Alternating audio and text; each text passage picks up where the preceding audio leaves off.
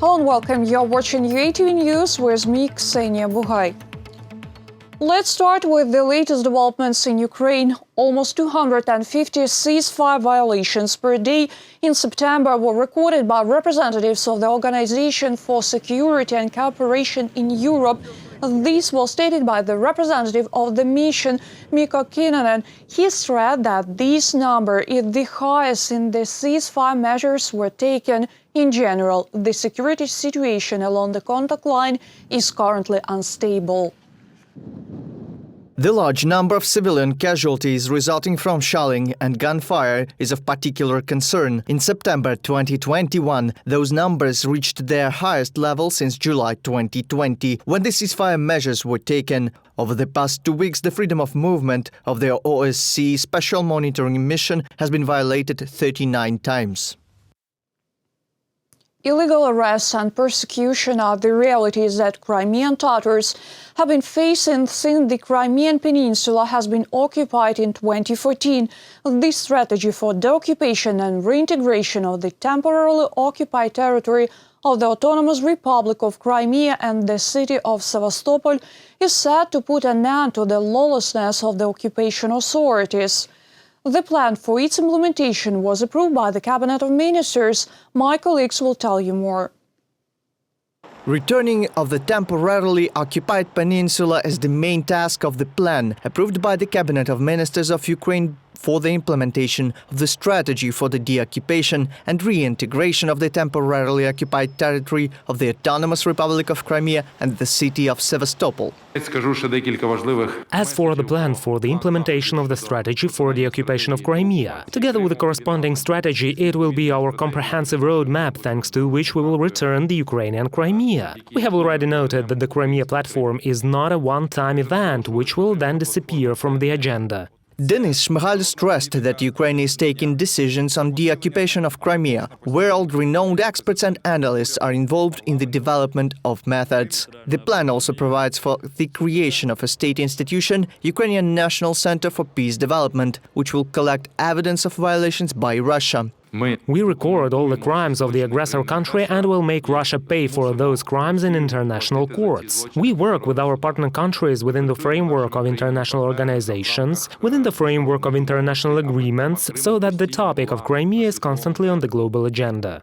A register of damage caused to Ukraine and its citizens as a result of actions of the Russian Federation and its occupation administrations will also be formed. We, as a Ukrainian state, as the Ukrainian society, are obliged to do everything possible in our conditions on a daily basis without missing any aspect, not one of the directions, for approaching the time of the occupation. We should be ready for any surprises that may occur, primarily related to the actions of the Russian Federation. It is also planned to take measures to preserve the cultural heritage in the temporarily occupied territory. A register of cultural values and museum collections of Ukraine in the temporarily occupied Crimea is being formed, as well as a register for cultural sites lost. Reported by Nick Starkov and Yulia Granovska, UATV News. Southern apartments for internally displaced persons will be built thanks to 2 international cooperation projects with Turkey and the International Organization for Migration. This was announced by Ukraine's Vice Prime Minister, Minister for Reintegration of the Temporarily Occupied Territories, Oleksiy Reznikov. The housing issue is the main problem for people forced to leave their homes due to the armed aggression of Russia. Several programs work for them. To make the work more efficient in the coming weeks, the Cabinet of Ministers plans to adopt this strategy for the integration of internally displaced persons. This is a considerable document which assumes that it has already passed through the government committee and it will be considered by the cabinet. It includes many things: education, socializing, helping children. We are doing many things sparsely. Namely, a problem arises and we start solving it as a project. Therefore, we decided that the time has come to unite all the projects, and so that there was a clear strategic vision of how this would be done by the state. 3 main issues that we are looking at. First issue is to continue to work on the legislation, as we talked about today, new laws, about the practice in the courts, especially on issues of compensation for property lost due to armed conflict, and thereby enabling people to start a new life, if you like.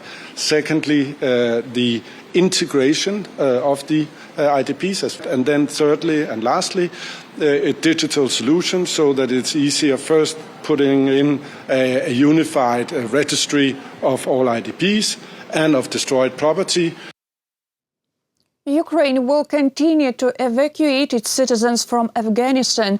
The main intelligence department of the Ministry of Defense is working on the organization of the new flight. This was announced by Minister of Foreign Affairs of Ukraine, Dmytro Kuleba. However, he did not specify how many Ukrainians are still left in the country occupied by the Taliban.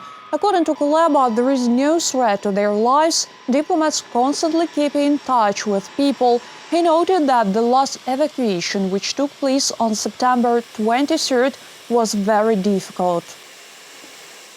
Важка була евакуація, скажу вам чесно. The evacuation was difficult, to be honest. It was difficult to arrange a number of issues with the new Afghan authorities and reach agreements in order for the plane to land, so that people can get on the plane and so that the plane can take off. And we will continue to do so.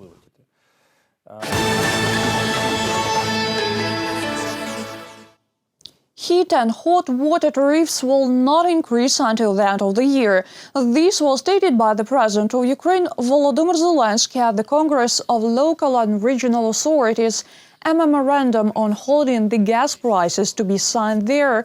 In addition, issues of supplying all regions of Ukraine with potable water and those of household waste management were discussed as well. За моїм дорученням, Кабінет міністрів України. The Cabinet of Ministers of Ukraine, our state-owned company Naftogaz, the Association, the Chamber of Local Councils of our Congress, together they have done a great, difficult and important work. We will sign a memorandum according to which, until the end of the heating season, tariffs for heat, tariffs for hot water for the population will not increase. Ми зафіксували ціну на газ. We have fixed the price for gas.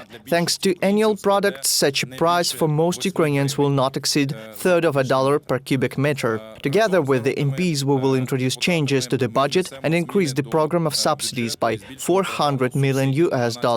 In fact, we'll do it by the end of the year, which will fully ensure the payment of subsidies to all people. Ukraine is almost 100% ready for the coming heating season. This was announced by Minister of Development of Communities and Territories during a government meeting. According to him, representatives of the department checked the preparation and implementation of all necessary works in the regions. According to officials, the Ukrainians' homes will be warmed up on time. До опалювального сезону підготовлено. More than 150,000 houses have been prepared for the heating season. That is about 99% of the total readiness. The readiness indicator of educational, medical and cultural institutions is also 99%. The government has fulfilled its obligations and has created all the prerequisites for the timely start of the heating season. Ukrainian gas storage facilities have enough blue fuel to start the heating season. Now there are about 19 billion cubic meters of gas stored. This was announced by head of the Ukrtransgaz company, Serhiy Pereloma. According to him, despite the fulfillment of the plan, the storage facilities are being replenished every day. This figure is higher than the average for recent years, when Ukraine used to start the heating season. In accordance with the task of the government of Ukraine, at least 17 billion cubic meters of gas should have been accumulated. This task has been fulfilled already in August.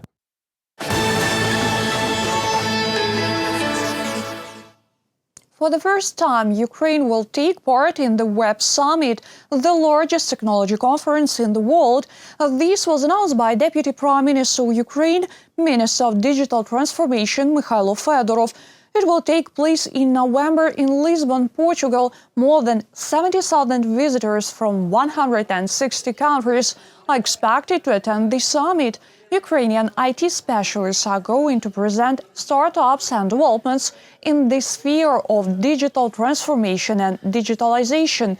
Due to this summit, more than 30,000 world's leading IT specialists will be able to see and evaluate Ukrainian developments.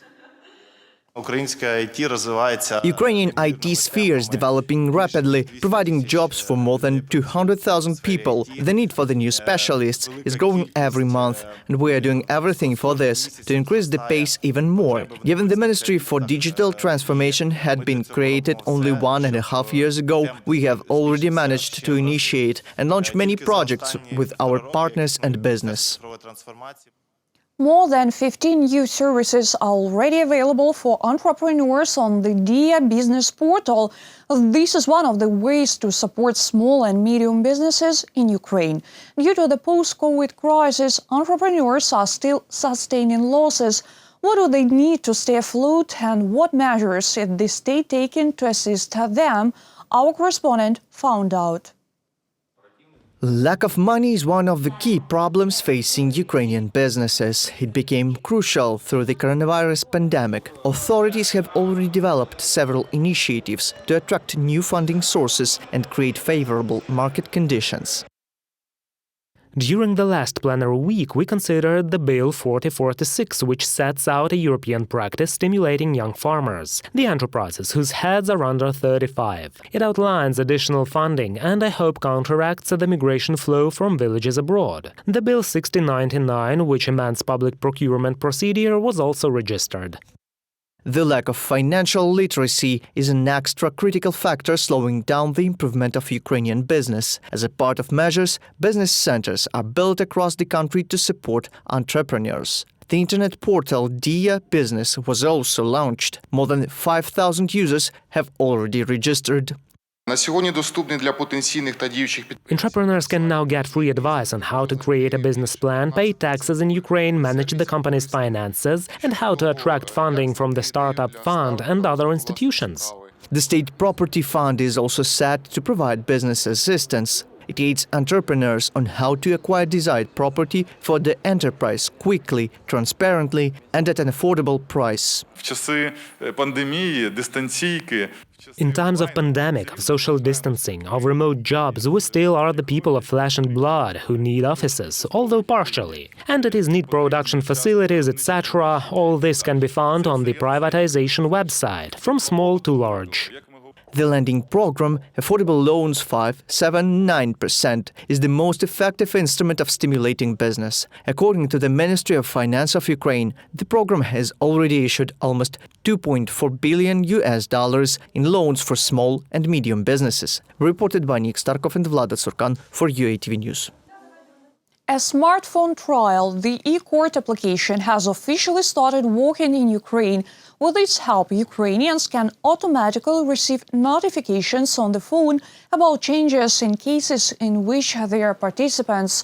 Also, it is possible to see applications, orders, and letters of trust. One can also submit and cancel documents. Such innovations will speed up legal proceedings. This system will be especially useful for citizens who are not able to get to the required institution. The adoption process in Ukraine will become easier and more accessible due to a special section in the Diia application. It was presented owing to the National Adoption Day, which is marked on September 30th. Every year, almost 10,000 Ukrainian kids become orphans for various reasons. And if newborns have more chances to get into a family, the adolescents often remain without a family at all. Therefore, the President's office decided that it is necessary to take as many steps as possible to popularize this form of bringing up children in our country so that every child finds their own family.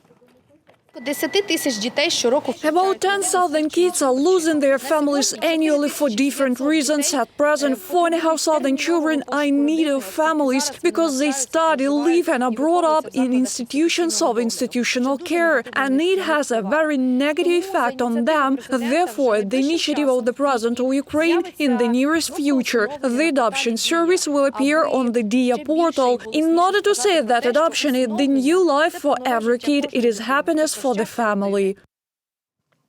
That's all for today. Thank you for watching. Stay tuned. More updates on our official website, YouTube, Facebook and Twitter pages.